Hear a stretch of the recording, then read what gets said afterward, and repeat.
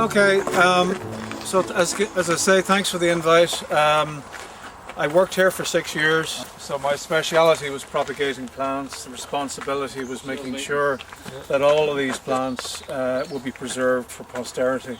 It's a very, very complex garden. I'll only give you a little bit of an overview, but basically the home of Charles and Edith Londonderry, Mount Stewart House.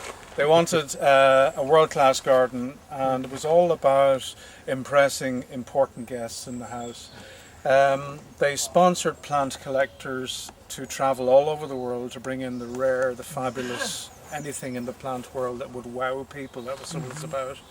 And there's a huge collection of plants here. It's a world-class garden, number 10 in the world, so it's quite something. I don't think we really understand how important this place is horticulturally. It's a challenging place to have a garden. It's near a loch, so it's all about the shelter belts. There is a benefit here with the loch. You get this climate change thing going on in here in a positive way. About 3 or 4 degrees plus what's going on in the rest of the countryside, so it's really good that way. And so this bit we're on the fountain walk, okay? This is what you do in gardening. You're trying to tell a story, but in this case, this walk is about 50 meters, 70 meters long. You're trying to make it look visually longer than it actually is. So you do all the planting up here using hot colors, oranges, reds, that sort of thing. In the middle it goes into yellows and those sort of colors, and at the very end it's all in whites. And the effect of that is, when it's in flower, currently it's at the end of the season, but in flower it draws the eye and you think this is like goes on forever. So that was a device which was pioneered by a plant designer in the Victorian times called Gertrude Jekyll.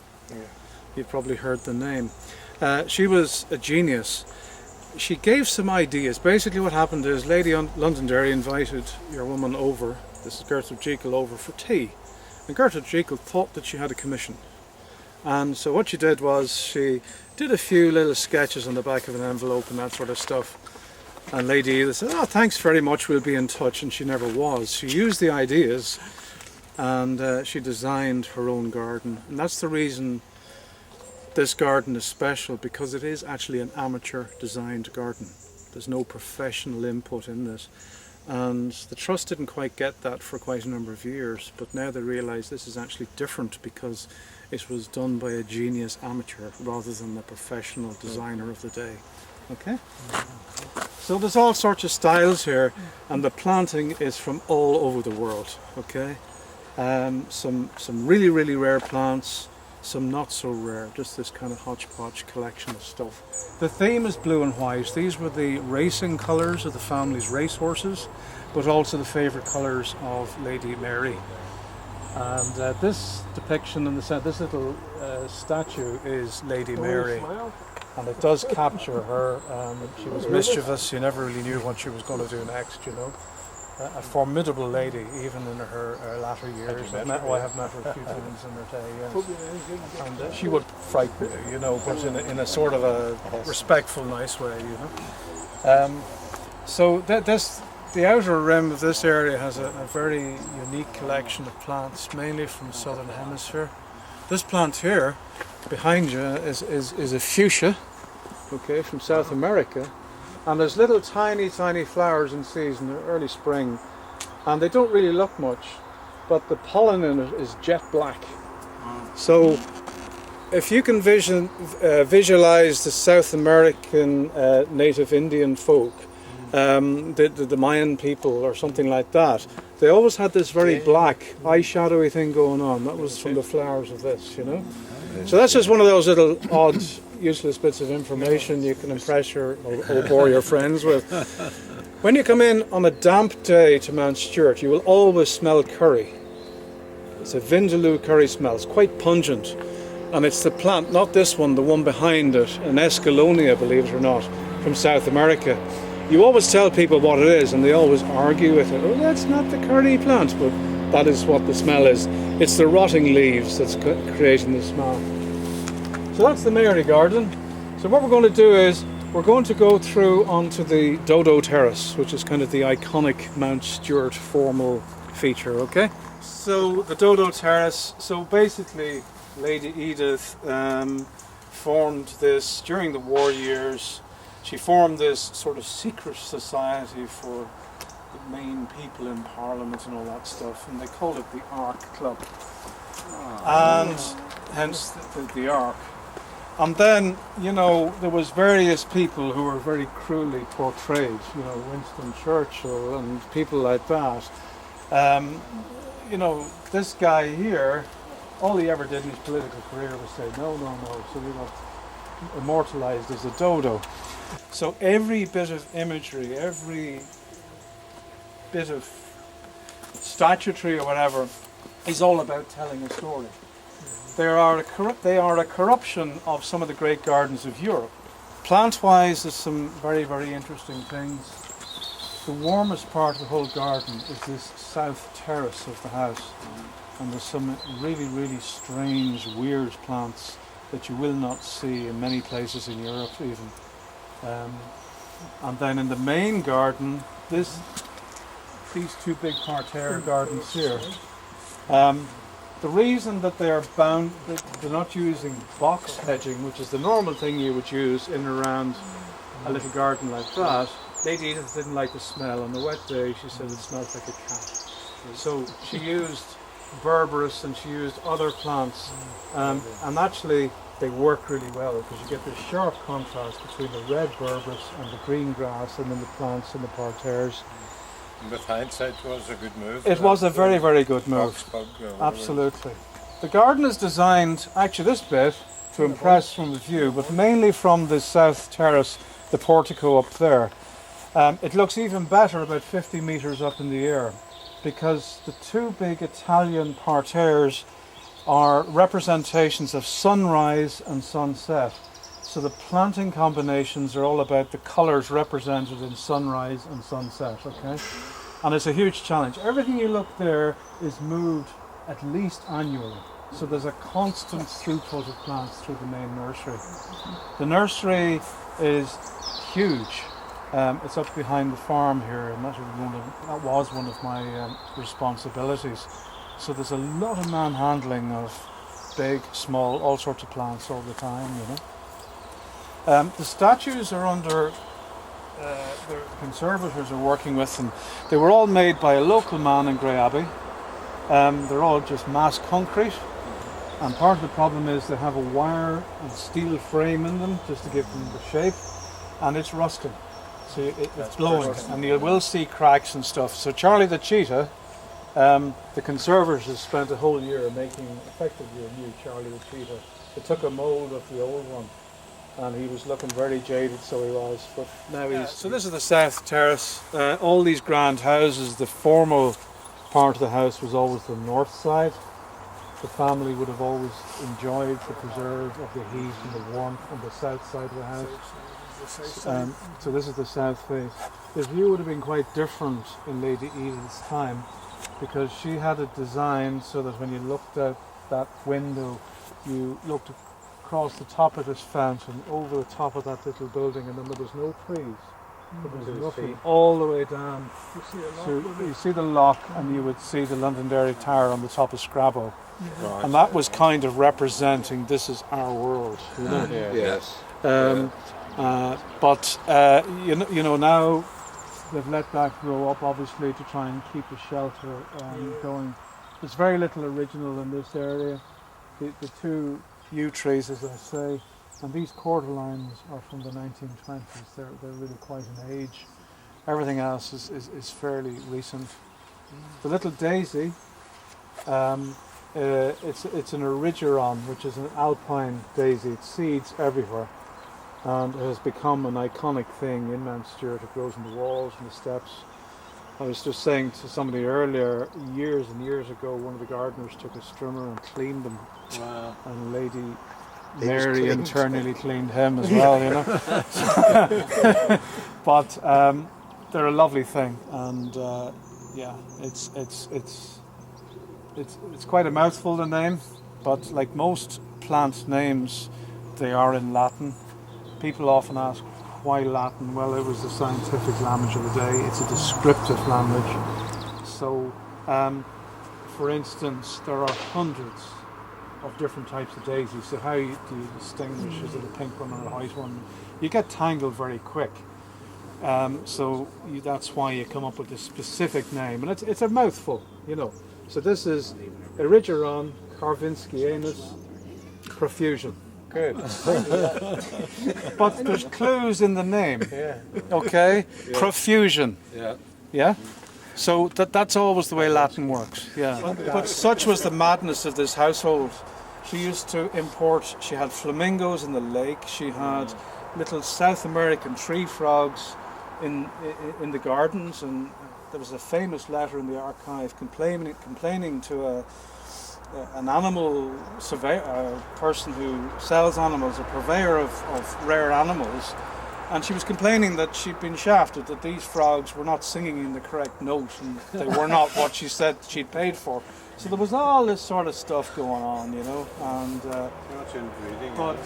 yeah, she was famous, particularly laterally in her life. You'd see her in the garden showing all men what to be doing, and she was an imposing figure, very, you know, lovely looking lady. But you'd see her in a man's boiler suit, which at the time was unusual.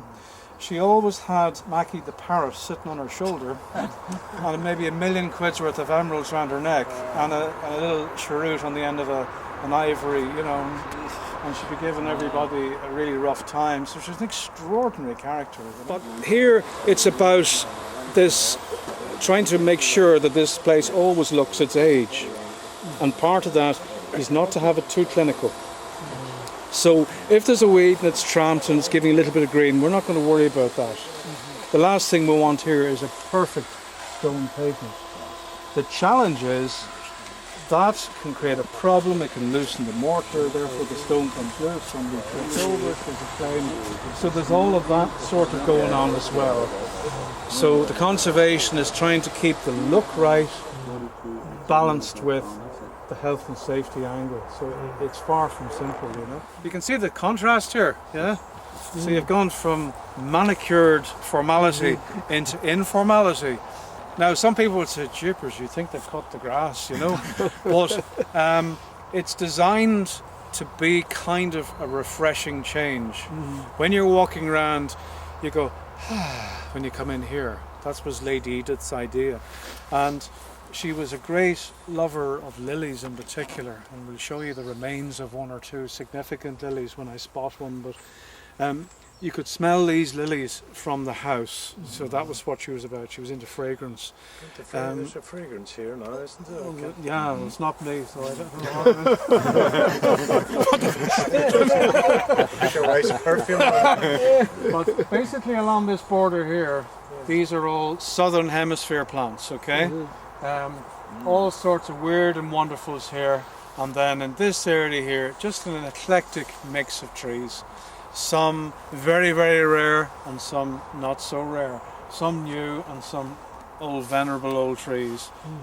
This one here, it's a type of myrtle, a luma as they're called. And this particular tree would have been a favourite of Queen Victoria. The little fruits, little black berry, are quite tasty, and you can make preserves out of it, and that was her supposed favourite fruit. But there are some very, very rare trees here, and a big part of my role would have been conservation. So it would be knowing these plants, making sure that the history of these plants is preserved. And how we did that was there was a computer program and a digital map, and every plant was on the digital map, and when you clicked on it, the information, this tree was okay last year and you needed to do this and that, so there was a history running on every single plant in the place. Wow. So when you start to scale that up, it's a big job, and to make sure that the naming is right. And unfortunately, you would think that if a tree was called such and such, it would remain as such and such. But the problem is there's a lot of guys in the Royal Horticultural Society who are trying to make a name for themselves, and they go and do some genetic trace and blah blah blah, and they say, well, actually that's not actually that, it's more like that, and they go and change the name. So I always joked with some of my colleagues, there was one particular plant that they kept changing the names. And it got to the point that I sort of said, if they change this one more time, I'm out of here. and that's what happened, you know. So it just gets to a point that, you know, the academic thing takes over from the actual passion of preserving these plants, you know. But back to these eucalyptus, they're huge. And just to give you an idea of another challenge of managing this garden, every 3 years they are climbed right to the very top, and they take a third of the branching out. And to reduce the amount of wind that's damaging those trees, to let the wind through them.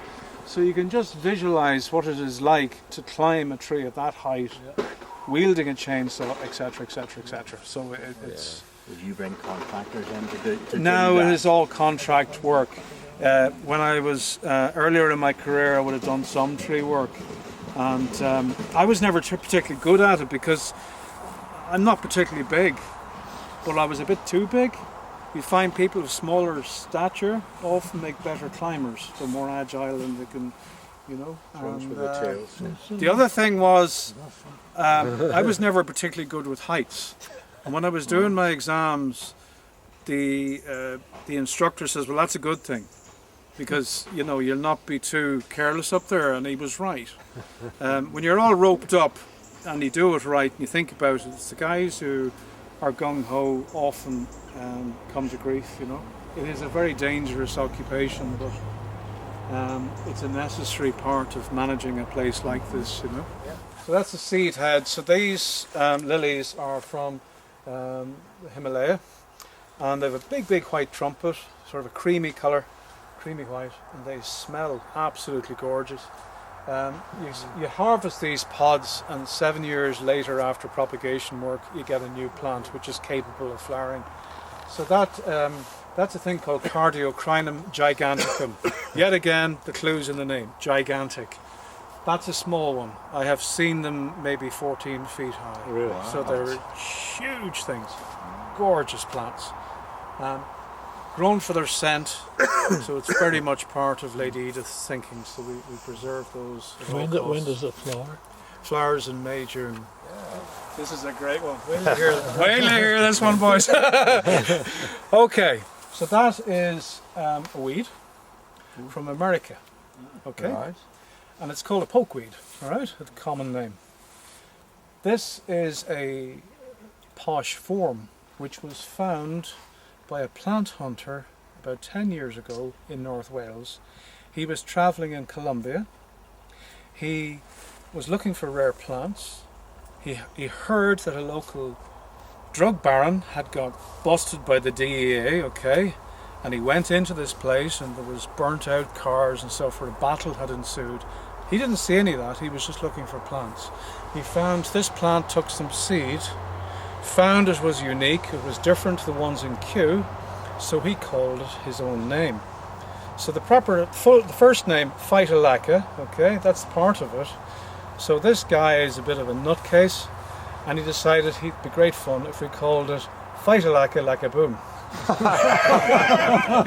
So you get all these bigwigs in the RHS standing there in their lecture, and they're all saying, "Here we have Phytolacca Lackaboom," you know. I wonder why people laugh, you know. But yeah, this guy is notorious for putting funny names on things, but he has found probably about 45% of all the new plants in the last 10 years from the wild. So he's a shaker and mover. Quite an extraordinary. So he can call it what he wants then? Yeah. His nursery's called Krug Farm in North Wales near Snowdonia. A guy called Wynn-Jones, Bleddyn Wynn-Jones, and himself and his wife are both botanists, self-taught. They were dairy people. They gave the cows up and went on this extraordinary thing, and they spent their whole life travelling all over the world. And these hedges used to be, back in the day, about 6 foot higher. And the topiary pieces have changed over the years. They've been brought down for health and safety reasons. The topiary is pretty good, but there's less individual characters than there used to be. The actual plants, which is Taxus baccata, which is the English yew, are okay, and just okay. They're actually struggling a bit. Yew, which is an ancient tree of Ireland, is actually struggling in Ireland at the moment because of climatic change.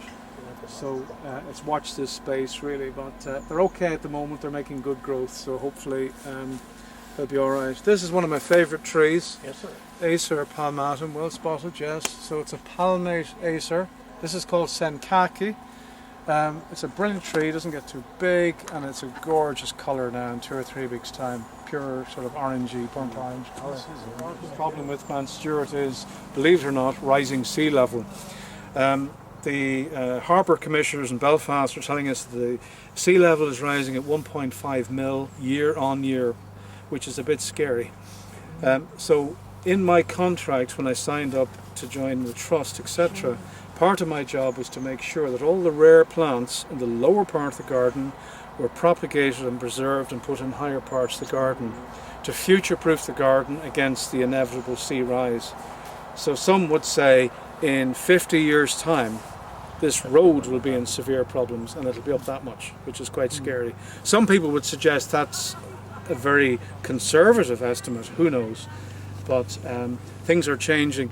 Now, the sea won't be in the garden, but the groundwater is coming up, and we are seeing aerial shots, you know, over the years. There is a change in the trees in particular, because they're working very deep, you know. So they have been trying to put drainage systems in with one-way flaps on the drain, so the drain water can get out, but the sea can't come in. And so there's all of that going on as well. So constant challenge. This is a lovely tree here. It's a plant called Arthrospermum moschatum, but it is a very, very rare plant, and you won't see that anywhere else. Someday, not necessarily in my lifetime, but the yew will grow and will be trained and will fill this whole armature, and it'll be a new topiary piece. It was done by a local artist in Ards, and it's a Fomorian. There's an old prayer book in the house, a bit like the Book of Kells, you know, with these lovely illustrations all the way around, and this guy here is in one of the things, and he's half man, half sea monster. Oh yeah. So, but it's just one of these stylized characters, you know. And as I say, I put that in 5 years ago. Wow. So it's a bit of work to go, you know. Nice idea, but I hope the armature lasts long enough. A bit of rust there. Yeah, there's a little bit of rust showing there. He's grafted one on the other. Okay? So this, wait till you get, this is great. This is an English yew, Taxus baccata. Okay? English yew. That is Taxus hibernica, the Irish yew, suggesting Irish dominance over the English. Good. As political shakers and movers. So this is the sunk garden. Okay? It was dug out by hand yet again. There's some very, very rare plants growing up these pillars, and it's quite a good climate for growing. This is an experiment here. The yew trees have been having some problems, and a disease got in, and we had a destruction order put on to us from the Department of the Plant Health people. So we pulled them out, and we're growing this particular one here, and this is not a yew, it's a different genus entirely. It's called Podocarpus, but it looks like a yew. Its common name is Chilean yew. And we got some seed from Kew Gardens, which had come from a valley in South America that was going to be flooded by a hydroelectric scheme. And that would have been the end of that species on the planet. So we got the seed, we've grown them, and I was part of that. I'm quite proud of these. But we grew them. It's very vigorous, it's very fresh, it seems to be disease resistant, so we're hopeful that this might be a long-term answer to fill each bay all the way around, and then in time to pull out that sick old Lawson cypress hedge along here and plant more of this here all the way around. Clips beautifully, it's a cracking plant, so the future hopefully is bright for that, you know. And then in here, once again, you've themed colours, blues and oranges on this occasion. This would have been Lady Edith and Charles' bedroom. They looked out that window, the vista through over the top of the Irish harp, straight on down to Scrabo again. It was all about this grand view, you know. You know, I originally came from Dublin, and as a child I had a very bossy aunt who blagged her way onto an archaeological dig, one of the biggest Viking digs that had been seen in Europe ever almost. And I was there 2 days before the council moved in, closed the thing down and poured concrete, put these high-rise towers that really have never been adequately used ever since. And you know, it's this idea that progress, you know, riding roughshod over, you know, and it is important, you know, conservation is important, you know. Creation is an amazing thing, and it is just so important that we look after it, you know, and we all play our part, you know. So that's known as Old Man's Beard, huh? There you are, you saw it here. So it's a clematis. So this is Clematis tangutica, which is a species clematis, beautiful yellow flower. And then you get these lovely seed heads. You will see a wild form of that up through trees here, you know. It's a lovely plant, but so sometimes a plant isn't just for flower. You get this secondary beautiful aspect too, you know. So as I say, we walk down through here along this west terrace, and that'll be kind of the end of the formal garden, all right? So this is the west terrace. Again, lovely plants on the walls, but the collection of plants is a bit more sombre here. You've just got lavenders, and then you have nice white gladiola normally coming. They're not here this year, so we must be thinking of some other display. But it's just not as exciting. But part of that is to draw the eye. Lady Edith saw very little difference between the house and the garden. So the last thing she wanted was a riot of colour that your eye would stop at. She was thinking of the big picture. So these yew trees that are clipped all have steel frames inside. And they were delivered like that in the 1930s. There was a big spend of the day, but to get this formal area laid out. Say, I'm not cutting and running, but if you've had enough, you've had enough. But Gentlemen, before Alan would finish up here and before anybody would maybe go off, just a little token of our sincere appreciation for coming this morning. well, thank you, but that's really not necessary. And I know, but The roof of the building or your seed bank or something. it's for you personally because you're retired and so on. Don't feel you have to, but thank you. You're very, very kind. Really not necessary. It's only a little token. Well, thank you, Alan. Really, Thank you very much. thank you. Pleasure. Pleasure. It's been nice to meet you guys, and So it's brilliant. it's just great, just men getting together.